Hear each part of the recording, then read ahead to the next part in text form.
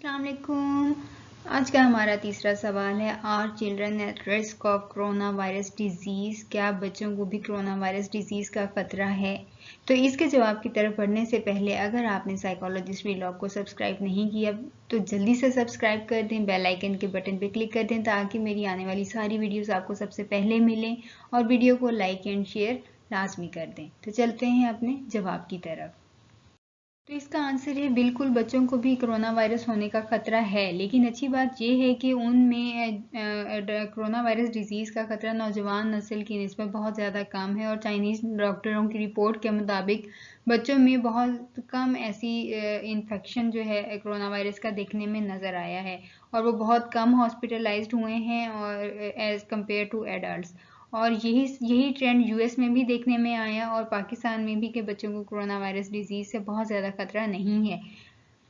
According to the Center for Disease Control and Prevention report that compared to adults, जो बच्चे हैं under as 18, मतलब 18 साल से कम उम्र के जो बच्चे हैं, उनमें जो टिपिकल सिम्टम्स थी कोरोना वायरस की वो बहुत कम देखने में आई है। वो कौन कौन सी हैं? फीवर है, उसमें बुखार है, खांसी है, और सांस लेने में बहुत ज़्यादा मुश्किल हो जाना, या फिर उनका हॉस्पिटलाइज्ड होना, या फिर उनका कोरोना वायरस की वजह से उनकी डेथ हो जाना, खुदा ना खासा। तो ये सारे केसेस बहुत कम देखने में आए, एटलीस्ट ऑलमोस्ट ना होने के बराबर थे।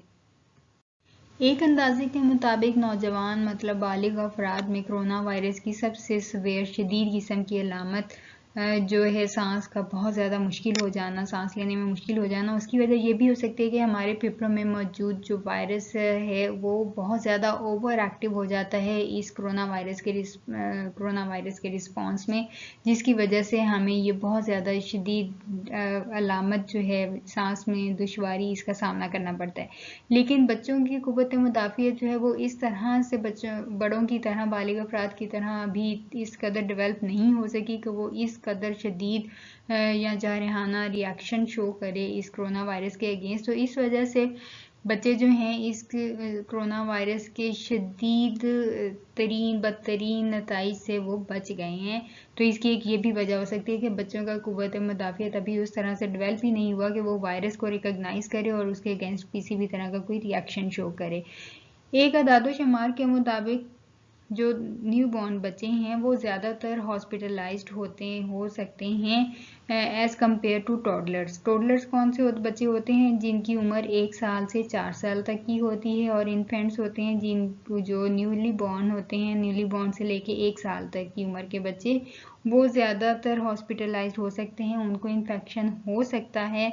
हमने लास्ट वीडियो में भी बताया कि उनको इन्फेक्शन किस तरह से होगा न्यूली बॉर्न्स को, अगर उनकी मदर सेफ हैं, तो उस पर अभी तक स्टडीज़ हो रही हैं। तो इसके लिए अभी हमें मज़ीद मुतालात की ज़रूरत है ये समझने के लिए कि बच्चों को ओवरऑल ये वायरस किस तरह से इन्फेक्ट करता है। लेकिन इसी दौरान डॉक्टर ये भी कहते हैं कि पेरेंट्स यही समझें कि उनके बच्चों को भी उसी तरह से ये वायरस अफेक्ट कर सकता है जिस तरह वो बालिग अफराद को अफेक्ट कर रहा है। क्योंकि अगर जो हमारे छोटे बच्चे हैं, अगर उनमें अलामात नहीं भी हैं ना, तो वो इस वायरस को स्प्रेड कर सकते हैं, मतलब दूसरों में फैल सकता है, वो कैरियर हो सकते हैं चाहे उनमें सिम्टम्स हैं या नहीं हैं।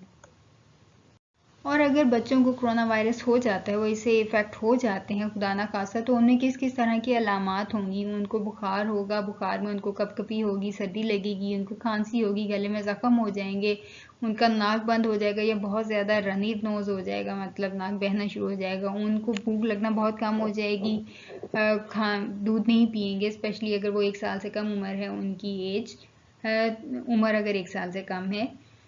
सांस लेने में बहुत ज़्यादा मुश्किल होगी। वो कैसे पता लगेगा कि उनको सांस नहीं आ रहा है? तो अगर आप उसको लिटाएंगे तो वो सोएगा नहीं, कभी इधर करवट लेगा, कभी इधर करवट लेगा, तो बहुत ज़्यादा बेचैनी होगी। तो उससे समझ जाएं कि उसको सांस लेने में मुश्किल हो रही है।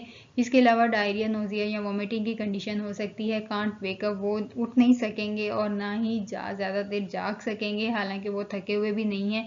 इसके अलावा उनके होंठों का और चेहरे का रंग आपको ब्लूइश सा नज़र आएगा अगर उनको कोरोना वायरस की वजह से कोई भी इन्फेक्शन हुआ है तो। अब अगर बच्चों में इस तरह की अलामात ज़ाहिर होती हैं तो आपको करना क्या है, तो अपने बच्चों में ये इस तरह की अलामात आप डेली बेसिस पे मॉनिटर करें कि बच्चों को इस तरह की कोई अलामत शो तो नहीं हो रही। तो आप उसके टेम्परेचर को पार्टिकुलर जो ज़्यादातर आपने तवज्जो देनी है वो देनी है कि उनको बुखार तो नहीं हो रहा है, उनका जिस्म का टेम्परेचर जो है वो 100 डिग्री फ़ारेनहाइट से ज़्यादा तो नहीं है।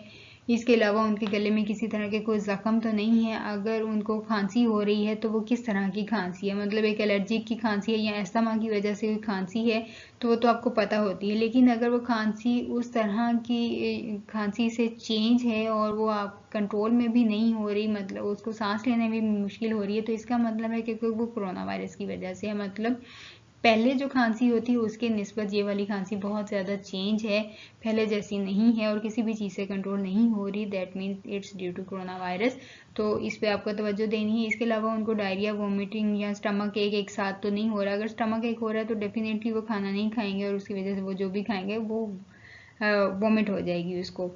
इसके अलावा अगर उसको हेडेक हो रहा है फीवर के साथ तो वो भी आपने उसका ध्यान रखना है। कैसे पता लगेगा कि बच्चों को हेडेक हो रहा है, तो बच्चे अपना हाथ बार बार लेके जाते हैं अपने बॉडी के उस पार्ट की तरफ जहाँ पे उसको तकलीफ होती है, तो उससे आप अंदाज़ा लगाएंगे कि उसको सर में दर्द हो रहा है। तो आपने इन सारी अलामात पे खसूसी तवज्जो देनी है और इन सब को ट्रीट कैसे करना है, स्पेशली बुखार को या फिर खांसी हो जाती है या सांस लेने में बहुत ज़्यादा मुश्किल होती है। तो ये मैंने अपनी एक लास्ट वीडियो में, ट्रीटमेंट वाली वीडियो में ये सब मैंने तरीके बताए हैं कि आपको एक्चुअल में क्या करना है। तो उसको आप उस वीडियो में जाके लास्ट में डिटेल से देख लें और अपने बच्चों को भी सेव करें। सो ये थी हमारी आज की video. Soon we'll join you with our next video. तब तक के लिए अल्लाह निगहबान।